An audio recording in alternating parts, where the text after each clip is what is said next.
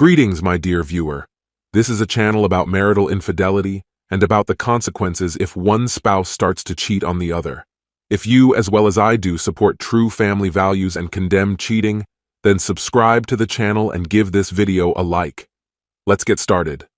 Nina had always been the life of the party.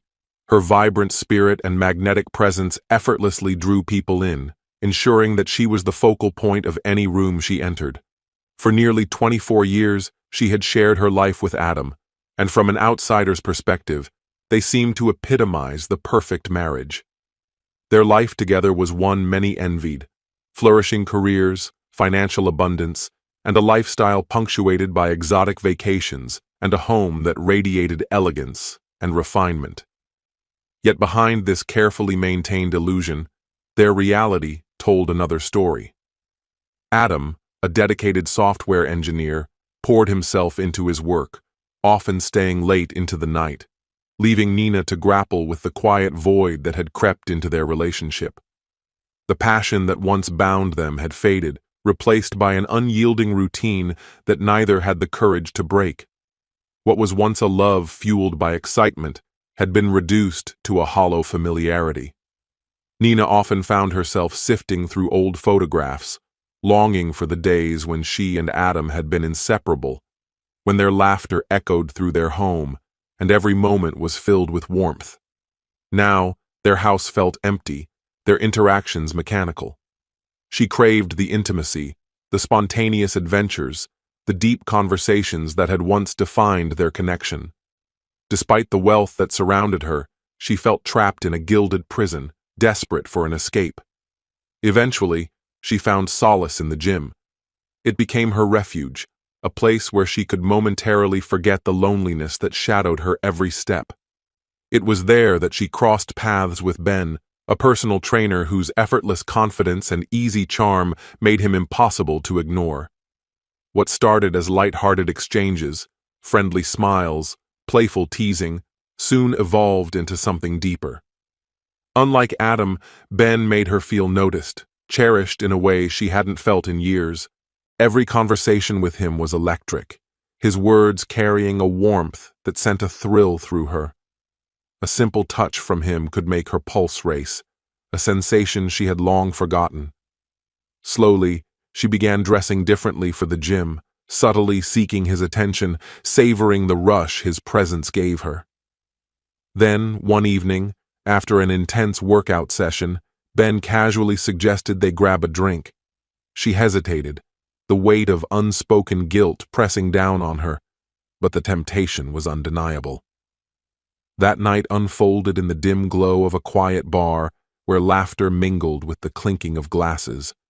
What began as light-hearted chatter soon turned into something far more intimate.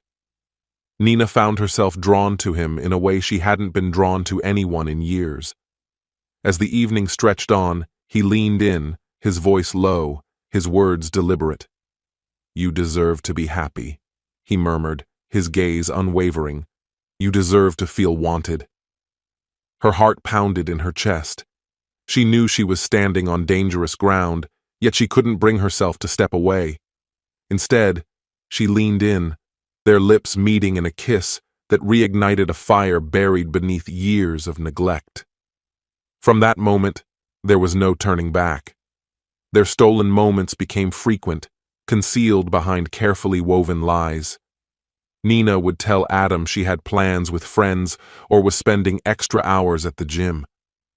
In truth, she was slipping away with Ben, indulging in secret rendezvous where time seemed to stand still. Their affair was intoxicating, a whirlwind of passion that made her feel alive in a way she hadn't in decades. Yet with every fleeting embrace, guilt gnawed at her. She still loved Adam, perhaps not in the way she once had, but she cherished the history they shared. However, their present felt suffocating, and Ben was her escape. She reassured herself that she deserved happiness, that seeking fulfillment wasn't entirely wrong. But deep down, she knew she was betraying the vows she had once held sacred. Every night spent in Ben's arms was a reminder of the life she was gambling with. Weeks passed, and Nina became adept at navigating her double life. She played the role of the devoted wife effortlessly, all while her heart belonged to another. But the charade was beginning to fracture.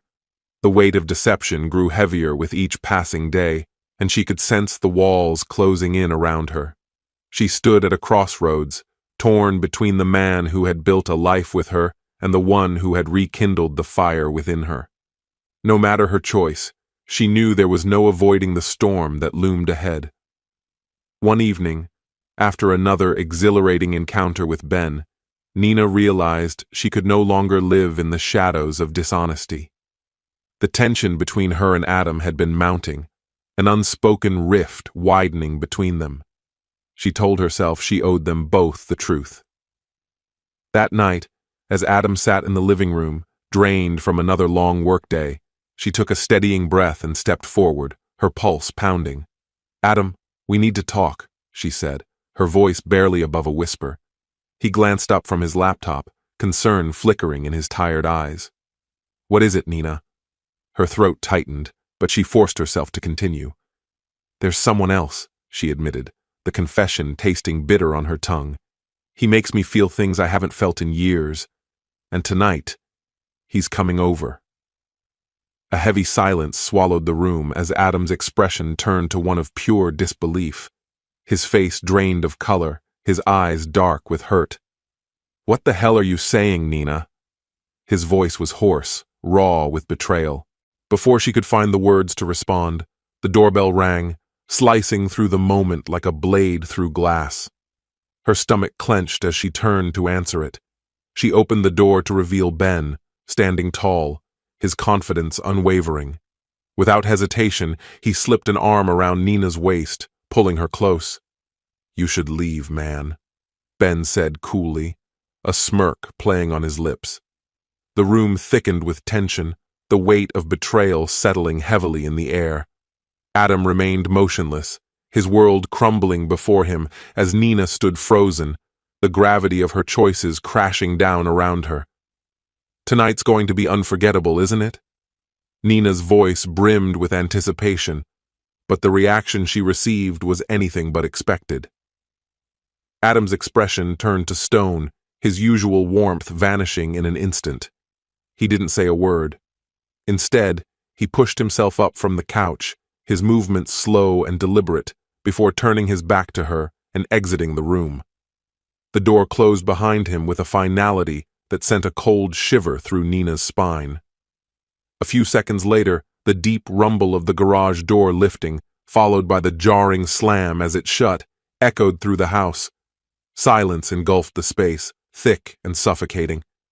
Ben, having observed the entire exchange, smirked as he turned toward her. "Well, that was smoother than I expected," he remarked casually. "Now it's just the two of us." A weight settled heavily on Nina's chest, the gravity of her decision pressing down on her with an almost unbearable force. The hush in the room was deafening, every passing second stretching into an eternity. The faint hum of the refrigerator, the distant sound of cars on the street, each noise seemed amplified in Adam's absence. She swallowed hard, a creeping uncertainty coiling in her stomach. "Are we really doing this?" she asked, her voice barely more than a breath. Ben cocked his head, scrutinizing her. "Once he's gone, there's no undoing this." His words carried the weight of inevitability, daring her to hesitate. Nina drew in a deep breath before giving a slow nod. "I know," she murmured, her tone carrying both determination and doubt. "I just can't keep pretending anymore." Her gaze searched his, seeking reassurance. "I need to feel something real again. And with you." "I do." Ben stepped closer, his fingertips skimming the curve of her cheek, with a touch so light it sent a tremor through her. "You deserve happiness, Nina," he whispered, "and I promise tonight will be unforgettable." As the evening stretched on, Ben moved through the space with effortless ease, pouring drinks, selecting music. Soft jazz curled through the air, filling the room with an intimate warmth. Perched on the kitchen counter, Nina watched him, trying to grasp the excitement she had envisioned, the thrill of breaking free. But instead, unease coiled tightly in her chest, an unwelcome presence she couldn't shake. She accepted the glass he handed her, the chilled wine sending a shiver up her arm. To fresh starts, Ben toasted, his glass clinking against hers. His eyes shimmered with anticipation, oblivious to the storm within her. She forced a smile, lifting her drink to her lips. To fresh starts, she echoed, though the words rang hollow in her ears. Before long, they drifted to the living room, moving in sync with the slow melody. Ben's hands traced the contours of her body, pulling her closer, his touch igniting something deep within her. She urged herself to embrace it, to let go of the past, but Adam's face lingered in her mind. The anguish in his eyes as he left was burned into her thoughts. Sensing her hesitation, Ben leaned in, his breath warm against her skin. "Relax, babe," he murmured. "He's not coming back. It's just us now." She nodded, letting herself sink into him, but the weight of her choices only pressed down harder. It felt as though she was teetering on the edge of something perilous, one misstep away from a fall she couldn't undo. The hours blurred in a haze of wine and murmured reassurances, but with each moment that passed, the truth became harder to ignore. The ticking of the clock seemed louder, an unrelenting reminder of time slipping away, of the irreversible damage she had inflicted on Adam's heart. She reached for her phone, her pulse quickening as she checked the screen. Nothing. No messages, no missed calls, no desperate plea to come back. The realization struck her with a force she wasn't prepared for. Maybe she had pushed too far. Ben, noticing her distraction, closed the space between them, pressing a lingering kiss to her lips. His touch was gentle, his presence solid, yet it did nothing to quiet the turmoil raging inside her. "What's going on in that head of yours?" he asked, studying her with mild curiosity. She hesitated, the words catching in her throat. "I just need a moment to think." Ben sighed, stepping back with an edge of impatience. "Think all you want, Nina," he said, his voice tinged with frustration. "This is what you wanted. You made your choice." She nodded, but the certainty that once drove her had begun to unravel thread by thread. Muttering an excuse, she slipped out the front door, stepping into the crisp night. The city stretched out before her, its glow flickering like distant stars. The air was cool, carrying the sounds of life continuing without her, indifferent to the storm inside her mind. Wrapping her arms around herself, she stared into the darkness, trying to piece it all together. Her marriage, her choices, the love she had once known, it all felt like a memory fading in the rearview mirror, replaced by something fleeting, something uncertain. And standing there beneath the vast night sky, she couldn't help but wonder if the freedom she had so desperately sought had been nothing more than an illusion. The image of Adam's face, pained, disillusioned, haunted her thoughts like a specter that refused to fade. No matter how fiercely she tried to banish it, it lingered at the edge of her mind. Then, her phone vibrated. Her fingers hesitated above the screen before she found the nerve to look. A message from Adam. Her pulse quickened as she braced herself and opened it. "I'm done, Nina. Don't come back. You made your choice." Her breath caught. She had prepared for anger, for an explosion of rage. But this was final. A cold emptiness spread through her as she sank onto the front steps, the chill of the stone pressing through her skin. There was no undoing this. Adam wasn't just furious, he had reached the end of the road. This wasn't about a single misstep, a fleeting moment of recklessness.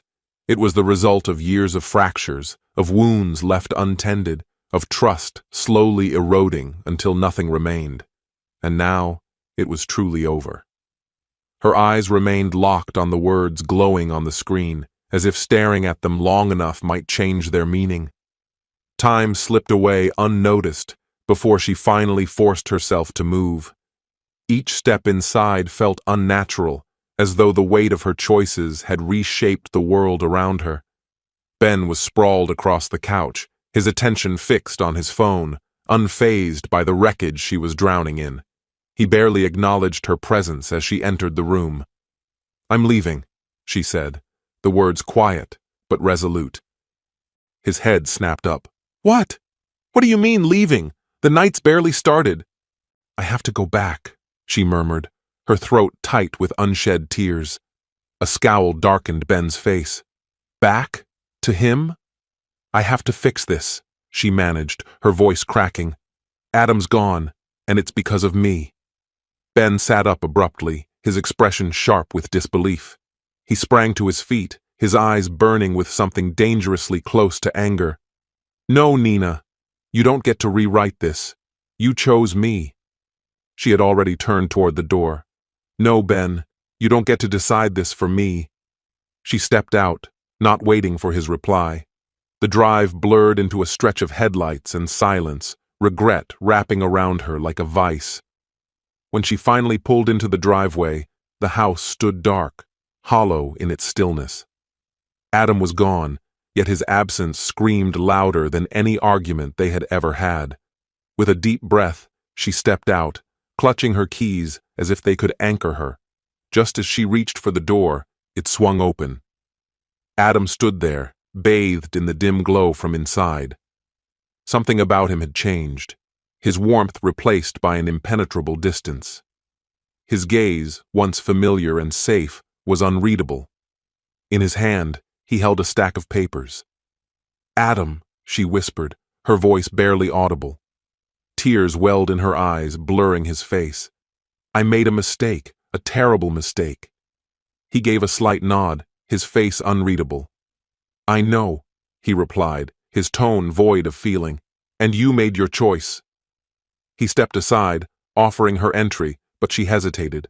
The weight of her actions held her still. She longed to collapse into his arms, to beg him for another chance. But deep down, she knew the moment had passed. "You need to go," Adam said, steady and unwavering. "This marriage is over." A sob tore from her as she shook her head. "Please, Adam, I love you." His expression remained unchanged. He extended the papers toward her. "Isn't this what you wanted? Freedom?" Her eyes fell to the divorce papers in his hand, her vision swimming. Everything she had known, everything she had taken for granted, was slipping through her fingers. "I can't lose you," she whispered, desperation rising in her chest. "Please, don't do this." Adam's gaze held firm. "You already lost me," he said simply before turning away. "The moment you chose him." She stood frozen as he walked deeper into the house, leaving her to face the wreckage she had created. The weight of realization hit like a blow. She had shattered everything. And now there was nothing left to salvage. Her legs gave out, and she crumpled to the ground, grief tearing through her. What she didn't yet know was that Adam had already started moving forward. He had been preparing for this, bracing for the inevitable. He had spoken to a lawyer, arranged to sell the house, and carved out a new life, one without her. He wasn't just walking away. He was ensuring she could never return. The next morning, she called him. Each attempt went straight to voicemail. Again and again, she dialed, but silence answered. Adam wasn't just ignoring her. He was gone. The days blurred into an unrelenting fog of regret. Eventually, she packed her belongings and left the house that had once been their home. She took only what was necessary, burdened only by the weight of her own ruin. She reached out to Ben, but his responses were distant, indifferent. Whatever fleeting connection they had shared was gone. He had won, but he had already moved on. She had gambled with everything, and now she had nothing. No Adam, no Ben, no second chances, only the aftermath of a choice that could never be undone. Adam, however, had an entirely different plan. Nina never saw it coming. A full week passed before she finally received an email, one that would change everything. It wasn't from Adam, but from his attorney. Attached were the official divorce papers, the financial agreements, and something far worse, a carefully curated dossier of her affair with Ben. Every incriminating detail, Photos, messages, call logs, painstakingly compiled. Adam had known the entire time. Every whispered conversation, every stolen moment, every lie she had told had been tracked and preserved. His revenge wasn't impulsive. It was precise, devastating, and inescapable. Nina's betrayal had been laid bare for all to witness. With the weight of this evidence, Adam ensured her disgrace was complete. The messages spread, the images surfaced, and before long, Nina was consumed by the storm of her own making. The world no longer saw the illusion she had crafted, but the truth she had desperately tried to conceal. Meanwhile, Adam walked away, unshackled. His heart had been broken, but his resolve had never been stronger. He reclaimed his life with an unflinching certainty, leaving the past where it belonged. There was no second chance, no path to redemption. It was over. Nina stood among the ruins of her own choices, painfully aware that nothing could undo what had been done. Adam had delivered his justice. Now she was the one left to suffer its weight.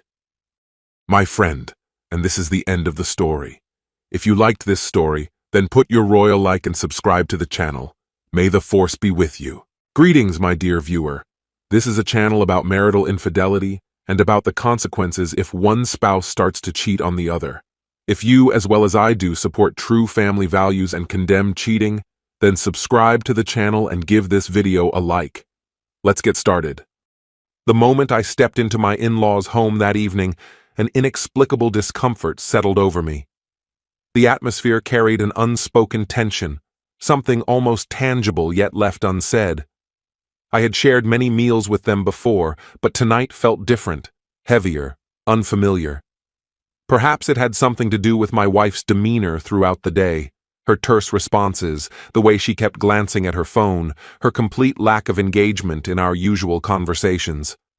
I noticed, of course, but chose to dismiss it. The dining table was impeccably arranged, the rich aroma of homemade dishes filling the air. Conversation meandered effortlessly from topic to topic, stories of work, upcoming vacations, the everyday minutiae of life. As the dishes circulated, I found myself caught up in a light-hearted chat with her cousin about a project I had been working on. That was when my wife interjected, her voice carrying a playful edge. "Oh, you don't want to get him started on that," she said with a laugh. "He talks about his projects endlessly, but let's be honest, none of them ever actually lead anywhere." I chuckled, assuming she was joking, but the subtle shifts in expression around the table told me otherwise. Some forced a laugh, others diverted their eyes. A tight sensation settled in my chest, but I pushed it aside and focused on my meal. She, however, wasn't finished. "You should have seen him last month," she continued, shaking her head. "He tried fixing a cabinet in our kitchen and ended up making it worse. I had to hire someone to redo the whole thing. Honestly, I have no idea how he manages to function half the time." Laughter rippled through the room, and I felt a flush creeping up my neck. I forced a rigid smile, pretending her words didn't sting, but I could tell she wasn't done yet. "And it's not just handiwork," she pressed on, her tone now carrying an edge of something sharper. "He always talks about his career like he's on the verge of some great success. But let's be real, babe. If you were as talented as you claim, wouldn't you be making more money by now?" This time, the laughter was short-lived. The energy at the table shifted. The amusement faded into an awkward silence. People suddenly became engrossed in their plates, avoiding my eyes. My grip tightened around my fork. Reacting would mean playing into her hands, turning this into a spectacle. So I did nothing. I nodded, feigned indifference, and took another bite. But something inside me had changed. I had always sensed that she didn't see me the way I hoped she would. I felt it in her dismissive glances, her impatience when I spoke, the way her voice carried a different weight when no one else was listening. But this? This wasn't quiet disregard behind closed doors. This was outright humiliation, displayed openly before people who were supposed to be my family as well. And the worst part? No one stepped in. Not her parents, not her siblings, Not a single person at that table thought to tell her she had gone too far. That's when I understood. It wasn't just how she saw me, it was how they all did. I ate the rest of my meal in silence, offering polite smiles, engaging just enough to maintain appearances. But my mind was already elsewhere. This wasn't just an uncomfortable evening. This was clarity. The car ride home was eerily quiet. Not tense, not angry, just void of anything at all. She sat beside me, scrolling through her phone, occasionally smirking at something on the screen. A group chat, probably, reliving the evening's entertainment at my expense. Any other night, I might have asked if she had enjoyed herself. But tonight, I stayed silent. There was nothing left to say. When we arrived home, she tossed her bag onto the counter and kicked off her shoes. "God, I ate way too much," she said, stretching as though she had returned from an ordinary, pleasant night. I simply nodded and walked past her, heading straight for the bedroom. If she noticed, she didn't acknowledge it. Or maybe she did, and just didn't care. Lying in bed, staring at the ceiling, I listened to the faint sound of her laughter from the other room. And that was when it truly sank in. She felt nothing. No guilt, no remorse, not even a passing thought about how her words might have cut me. Because in her mind, I wasn't worth considering. The next morning, she was as she had always been. Bright, indifferent, unchanged. There was no mention of the dinner. No sign that she even recalled the things she had said.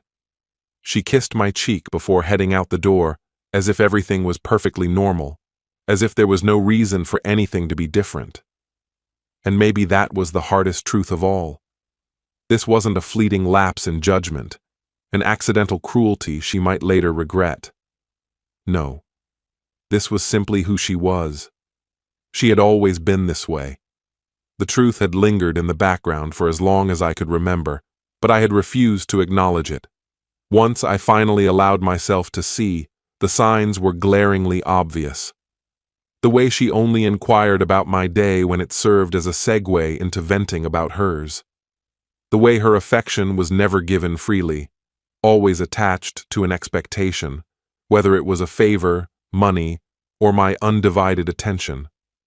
The way she made a spectacle of me in front of others, only to withdraw any warmth when we were alone. It wasn't that she had lost respect for me, she had never possessed it in the first place.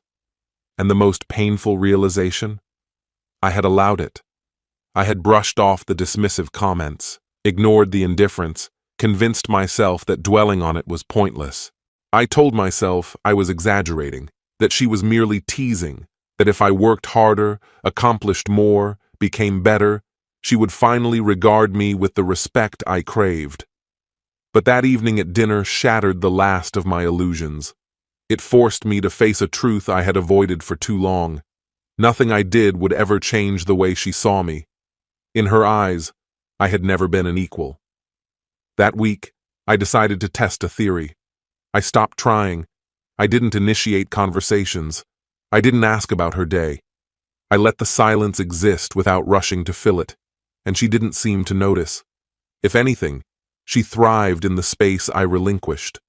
That was all the confirmation I needed. I wasn't a partner. I was merely present. And if I was so inconsequential to her, then what was she to me? I didn't stage a dramatic confrontation. I didn't demand answers or plead for change. I didn't argue or attempt to make her understand what she had done. Instead, I made a quiet but firm decision. I stopped looking to her for approval. I stopped waiting for validation. I abandoned the version of myself I had shaped to fit into her world and started carving out my own. The transformation wasn't immediate. It started with small shifts in how I spent my time. I reclaimed my mornings, waking up earlier to focus on myself. I returned to the gym, something I had given up years ago when she dismissed it as a waste of time. I picked up books again, feeding my mind with knowledge that had nothing to do with her. At work, I stepped up. I took on projects I had previously avoided, ones that pushed me beyond my comfort zone. And people noticed, my colleagues, my boss. They saw the change in my energy and focus. I was no longer drained by the endless effort of trying to be enough for someone who had never valued me. But the biggest shift came in the way I carried myself. I stopped filtering my words around her. I made choices without hesitation. I no longer sought her opinion because, simply put, it no longer mattered. And she noticed.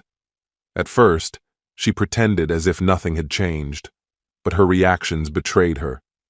When I came home late without explanation, she looked up from her phone, hesitated, then resumed scrolling. When I started dressing better, carrying myself with confidence, she made pointed remarks. Oh, trying to impress someone? But I didn't engage. I just shrugged, unaffected. Then came the night everything shifted. For the first time in years, I had plans that didn't revolve around her. I had reconnected with old friends, people I had let slip away, and we had arranged to meet. I mentioned it casually, expecting no reaction. But as I was getting ready, she appeared in the doorway, arms crossed. Do you really have to go? I thought we could just stay in tonight. It wasn't a suggestion. It was a test. The old me would have caved. I would have canceled, made an excuse to my friends, and spent the evening beside her, unnoticed as she scrolled through her phone. But this time, I merely adjusted my watch and said, "Yeah, I do." Then I walked out the door. For the first time in our relationship, I wasn't waiting for permission, and she didn't like it. When I returned home, she said little. Just a glance, a flicker of something unreadable, then back to her screen. But something had shifted. For the first time, she felt the absence of my attention. She didn't immediately ask where I had been or why I was spending more time away, but I caught her watching me. I'd be adjusting my tie in the mirror, and I'd see her reflection in the glass, watching. Not with admiration, not with affection, but with quiet observation. At first, she might have assumed it was temporary, a phase, an attempt to make a point, that eventually I would tire and return to how things had always been. But as the weeks passed, I didn't falter, because this wasn't a performance. This was real. I was no longer the man who needed her validation. I owed her no explanations. And that was something she hadn't expected. The signs became more obvious. She suddenly had opinions about my wardrobe, made offhanded remarks about how much I had changed. She started asking about my plans, trying to sound indifferent, but failing. And then, one evening, I walked into the living room to find her on the couch, phone in hand, but not scrolling, just sitting there, waiting. Lately, I'd been gone a lot. She didn't phrase it as a question, but as a statement, tinged with something unspoken, something she wasn't ready to acknowledge. I didn't take the bait. "Yeah," I said simply, setting my keys down on the counter, offering nothing more. "Keeping busy?" Her eyes lingered on me, searching, dissecting, trying to piece together a puzzle that had slipped from her grasp. "Yeah, staying busy." I forced a polite smile, nothing more. That was the moment she realized. Whatever hold she once had on me was gone. Days passed before she tried a different approach. "We should go out this weekend," she suggested casually as we moved around the kitchen. "Dinner? Maybe a movie?" This wasn't like her. I had always been the one making the plans, persuading her to spend time together. But now she was reaching out, extending an invitation. I recognized it for what it was. It wasn't about us. It was about reeling me back in. I shrugged. "Can't. I already have plans." For a split second, something flashed across her face. Surprise, maybe even disappointment. She had expected me to bend, to adjust my world around hers like I always had. But I wasn't that man anymore. In the weeks that followed, she didn't give up. Small gestures, forced attempts at conversation, a sudden curiosity about my life. She started texting me at work, something she hadn't done in years, asking about my day, acting like she cared. But I knew better. This wasn't concern, it was desperation, and it was too late. I saw her clearly now, not as a partner who had lost her way, not as someone who had simply taken me for granted. No, this wasn't love. This was fear. Fear that the control she had wielded over me was slipping through her fingers. She wasn't going down without a fight. That much was obvious. After months of treating me like an afterthought, she was suddenly making an effort, or at least pretending to. Compliments that had once been absent made an abrupt return. "That shirt looks good on you. You've been hitting the gym. I don't think I ever said this before, but I'm really proud of what you're doing at work." I saw it for what it was. She wasn't proud of me. She was panicking. I let her go through the motions. I didn't call her out, didn't push back. I remained indifferent, polite, distant. And I watched. Then came the real test. A family gathering. A place where she had once taken pleasure in making me feel small. But I wasn't that person anymore. I walked in with confidence, no longer fading into the background. I laughed easily, joined conversations, greeted everyone with ease. I didn't shrink. I didn't wait for permission to belong. And she noticed. I caught it in the way she hovered close, as if silently marking her territory. Her touches were more frequent, her presence a constant shadow at my side. But she wasn't prepared for what happened next. Her cousin, the same one I'd been talking to the night she had cut me down, turned to me with genuine interest. "I heard you've been doing well," he said. "Sounds like things are really coming together for you." I nodded. "Yeah, feels good to move forward." Beside me, she stiffened. This was new for her. People acknowledging my success, me accepting it without softening the moment with self-deprecating humor. Then her mother, who had never once cared about my ambitions, chimed in. "That's wonderful. We always knew you had potential." And that's when she broke. "Well," she interjected with a laugh that didn't quite reach her eyes, "he's always had ideas. The difference is, now he's actually following through." A subtle dig, a quiet tug to bring me back down, a reminder of who I used to be. But that version of me didn't exist anymore. I didn't smile. I didn't let it slide. I met her gaze, my expression unreadable. No, the difference is, I stopped listening to people who never believed I could. For a moment, silence settled over the room, a beat long enough for everyone to feel the shift. She forced a smile, but I saw the truth in her eyes. She understood, in that instant, what she had lost. Respect, influence, significance. I turned back to her cousin, picking up our conversation as if she hadn't spoken. For the first time, she was the one fading into the background. That night changed everything, not just for me, but for her. She felt it. I didn't need to say a word. She already knew. I had broken free from her orbit, and that realization unsettled her. At home, she pretended nothing had shifted. She cooked dinner without being asked, initiated conversations, even suggested grabbing drinks, something she had never done before. But I saw through it. She wasn't suddenly interested in me. She was terrified of losing control. She was grasping, clutching at the space she once occupied at the heart of my life, but I wasn't about to let her reclaim it. That evening, as I prepared to head out, she lingered in the doorway, her gaze fixed on me. Going out again? Her tone was composed, deliberate, but the tension beneath it was unmistakable. Yeah. With who? Friends. She exhaled sharply, folding her arms across her chest.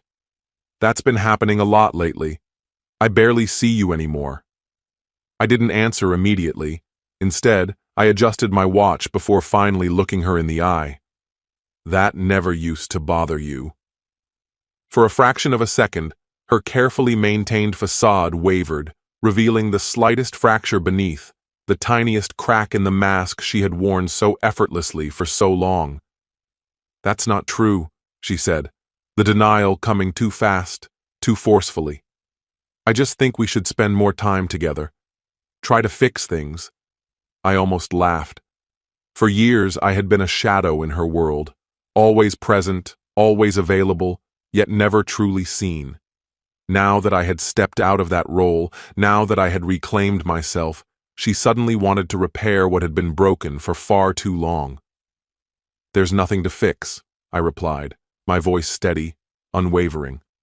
Her arms tightened around her body. "What's that supposed to mean?" "It means I see everything clearly now, and so do you." She opened her mouth to argue, to deny it, but then hesitated, because she understood. She always had. I picked up my keys and moved toward the door. A part of me expected her to lash out, to plead, to make one last desperate attempt to pull me back into her gravity. But she didn't. She simply stood there, silent. Because, for the first time in our entire relationship, she no longer had any hold over me, and she knew that nothing she said could undo what was already set in motion. I was finished, not in anger, not in bitterness, but with the quiet certainty of someone who had finally let go. And the moment I stepped through that door, she became exactly what she had made me feel like for years, a memory. My friend, and this is the end of the story. If you liked this story, then put your royal like and subscribe to the channel. May the force be with you.